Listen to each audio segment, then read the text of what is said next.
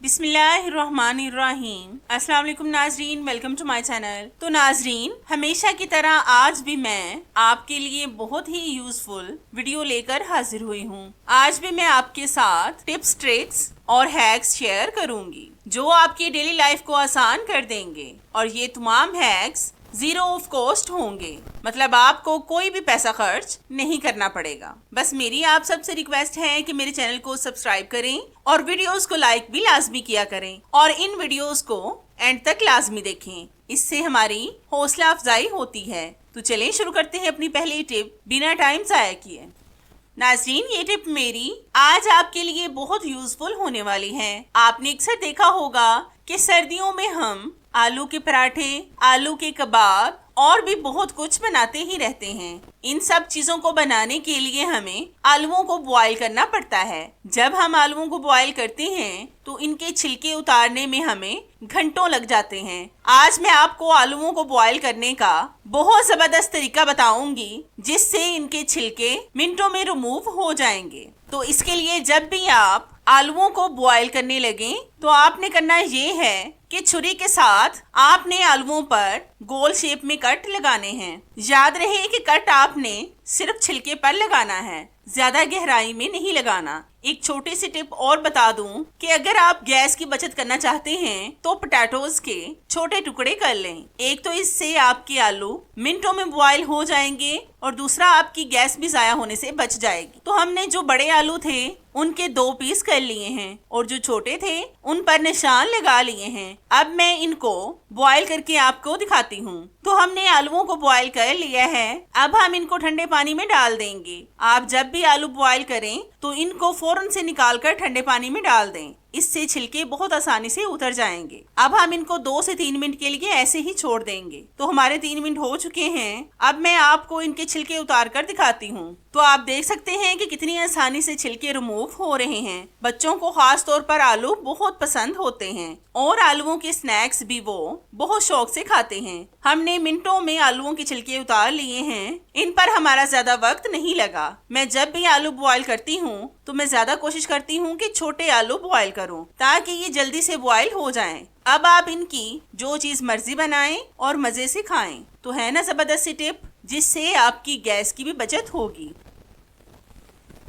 ناظرین، یہ ٹپ میری بہت ہی زبردست اور چھوٹی سی ہے۔ آپ نے اکثر دیکھا ہوگا کہ ہم دہی کو پھینٹنے کے لیے یا پھر انڈے کو بیٹ کرنے کے لیے زیادہ تر بیٹر وغیرہ کا استعمال کرتے ہیں، جس سے پھر ہمیں ان کو واش کرنا پڑتا ہے۔ اس سے ہمارے بہت سے برتن دھونے والے ہو جاتے ہیں۔ آج میں آپ کو بہت آسان اور زبردست سی ٹپ بتاؤں گی جس سے آپ بہت آسانی سے انڈے اور دہی کو بیٹ کر سکیں گے۔ تو اس کے لیے آپ نے لینے ہیں 2 فورک، ان کو آپس میں جوڑ کر ان پر ربر بینڈ لگا دیں۔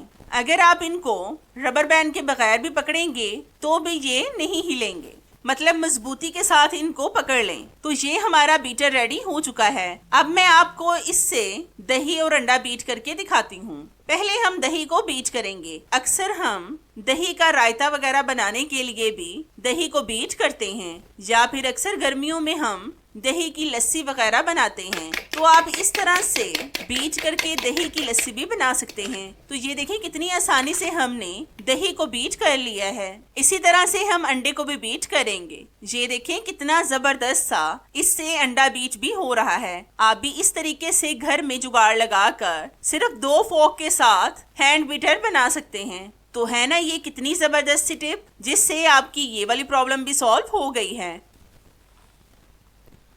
ناظرین، اگلی ٹپ میری موبائل سکرین سے ریلیٹڈ ہے۔ اکثر جب بچے موبائل یوز کرتے ہیں تو وہ موبائل سکرین پر اپنے گندے ہاتھ لگا دیتے ہیں، کیونکہ اکثر جب ہمیں ان کو کچھ کھلانا ہوتا ہے تب ہی ہم ان کو موبائل وغیرہ دیتے ہیں تاکہ وہ اپنا کھانا اچھے سے کھا سکیں، جس سے پھر وہ کھانے والے ہاتھ موبائل پر لگا دیتے ہیں۔ اس سے ہوتا یہ ہے کہ موبائل سکرین بہت زیادہ گندی ہو جاتی ہے۔ ہم اس کو پانی کے ساتھ صاف بھی نہیں کر سکتے کیونکہ اس کے خراب ہونے کا خدشہ ہوتا ہے۔ آج میں آپ کو اس کی بہت آسان سی ٹپ بتاؤں گی جس سے نہ تو آپ کو موبائل کے خراب ہونے کا خدشہ ہوگا اور نہ ہی آپ کے موبائل کی سکرین گندی رہے گی۔ تو اس کے لیے آپ نے لینی ہے ویزلین۔ یہ تو سردیوں میں خاص طور پر ہمارے گھروں میں موجود ہوتی ہے۔ تھوڑی سی ویزلین کی مقدار کو ہم موبائل اسکرین پر لگائیں گے اور پھر ہلکے ہاتھ کے ساتھ اس پر رب کریں گے۔ موبائل وغیرہ ویسے بھی بہت کوسٹلی ملتے ہیں، اس لیے ان کی احتیاط بھی بہت ضروری ہوتی ہے۔ موبائل کو تو ویسے بھی بچوں کی پہنچ سے دور رکھنا چاہیے، کیونکہ گرنے کی وجہ سے ان کے گلاس ٹوٹ جاتے ہیں، پھر ہمیں بہت سے پیسے دے کر ان کو ٹھیک کروانا پڑتا ہے۔ تو ہم نے اچھی طرح سے موبائل کی گلاس کو رب کر لیا ہے۔ اب ہم ٹیشو پیپر کے ساتھ اس کو صاف کریں گے۔ اس طرح سے یہ بہت نیٹ کلین ہو جائے گا اور اس پر آپ کے زیادہ پیسے بھی نہیں لگیں گے۔ تو آپ دیکھ سکتے ہیں کہ میرا موبائل کتنا زیادہ صاف ہو گیا ہے۔ آپ بھی لازمی ایک بار اس ٹپ کو ٹرائی کر کے دیکھیں، آپ کو یہ ٹپ بہت پسند آئے گی انشاءاللہ۔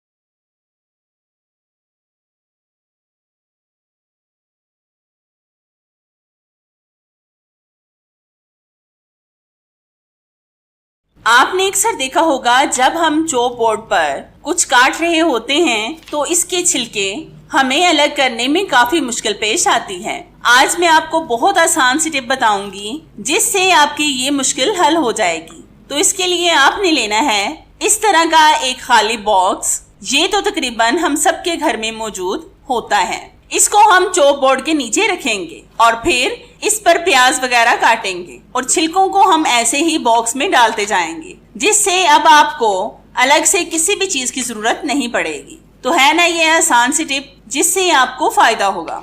ایک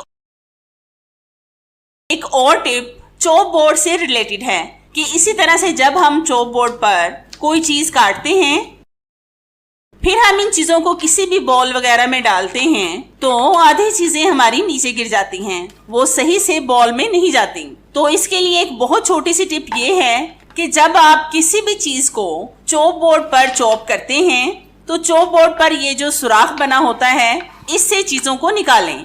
اس سے آپ کی چاپ کی ہوئی کوئی بھی چیز نیچے نہیں گرے گی۔ آپ بھی لازمی ایک بار اس ٹپ کو ٹرائی کر کے دیکھیں، آپ کو اس کا رزلٹ انشاءاللہ 100% ملے گا۔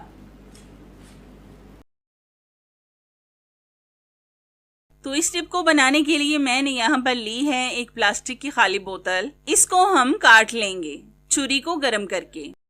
آپ ان کو اس طریقے سے بھی استعمال میں لا سکتے ہیں۔ تو ہم نے بوتل کو کٹ کر لیا ہے۔ اب ہم لیں گے ایک اسپنج۔ اس اسپنج کا استعمال ہم برتنوں کو واش کرنے کے لیے کرتے ہیں۔ پھر ہم لیں گے وہی بوتل جس کو ہم نے کٹ کیا تھا، اس کو ہم اسپنج پر لگائیں گے ایلفی کے ساتھ۔ اس طریقے سے آپ کو بار بار ڈش واش یا پھر صابن لگانے کی ضرورت نہیں پڑے گی، آپ بہت آسانی سے اس کا استعمال کر سکیں گے۔ تو ہم نے بوتل کو اسپنج پر لگا لیا ہے۔ اب ہم اس کا کیپ کھول کر اس میں ڈالیں گے ڈش واش لیکوڈ۔ آپ اس طریقے سے اپنے بہت سے برتن واش کر سکتے ہیں۔ تو ہم نے ڈش واش لیکوڈ کو بوتل میں ڈال دیا ہے۔ اب ہم اس سے آپ کو ایک برتن واش کر کے دکھائیں گے۔ تو اس کے لیے ہم لیں گے ایک بول میں پانی، اس میں ہم اسپنج کو گیلا کریں گے اور پھر اس سے پلیٹ پر ڈش واش لیکوڈ لگائیں گے۔ تو یہ دیکھیں ناظرین کتنی آسانی سے ڈش واش لیکوڈ پلیٹ پر لگ گیا ہے اور کتنی زیادہ جھاگ بنی ہے اور ہمیں بار بار صابن لگانے کی بھی ضرورت نہیں پڑ رہی۔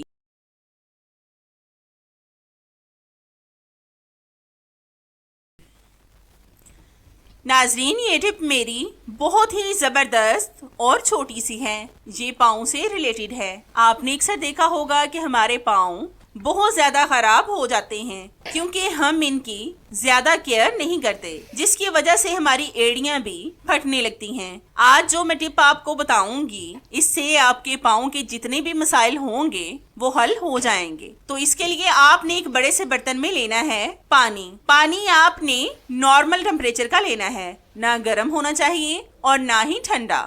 اب ہم اس میں ڈالیں گے 1 ٹیبل اسپون بیکنگ سوڈا، جس کو ہم زیادہ تر کھانوں میں استعمال کرتے ہیں۔ پھر ہم اس میں ڈالیں گے تھوڑی سی ٹوتھ پیسٹ ये आप कोई सी भी ले सकते हैं जो आपके घर में मौजूद हो, लेकिन ज्यादा कोशिश करें कि व्हाइट वाली ही मिल जाए। इसको हम पानी में मिक्स करेंगे और फिर इसमें अपने पाँव डाल देंगे और इनको 10 मिनट के लिए ऐसे ही छोड़ देंगे। तो 10 मिनट के बाद हम आपसे मिलते हैं। तो हमारे 10 मिनट हो चुके हैं। अब हम इनको हाथों के साथ साफ करेंगे, मतलब आपने हाथों के साथ इनको रब करना है। आप यकीन करें कि आपके पाँव नरमो मुलायम और इनसे तमाम जर्म्स और बैक्टीरिया का भी खात्मा हो जाएगा। ये बिल्कुल सस्ता सा हल है, लेकिन 100% आपको इसके रिजल्ट मिलेंगे और इस पर आपकी ज्यादा मेहनत भी नहीं लगेगी। जब आप अच्छी तरह से पाँव पर रब कर लें तो आपने पाँव को बाहर निकाल लेना है और फिर टॉवल के साथ इनको अच्छी तरह से कवर कर लें। आप पाँव की वजह से भी फ्रेश फील करेंगे। टूथपेस्ट और बेकिंग सोडा पाँव के लिए बहुत बेस्ट है। वैसे भी ये दोनों चीजें सफाई में नंबर 1 पे हैं। टूथपेस्ट जिस तरह से हमारे दांतों को साफ करती है,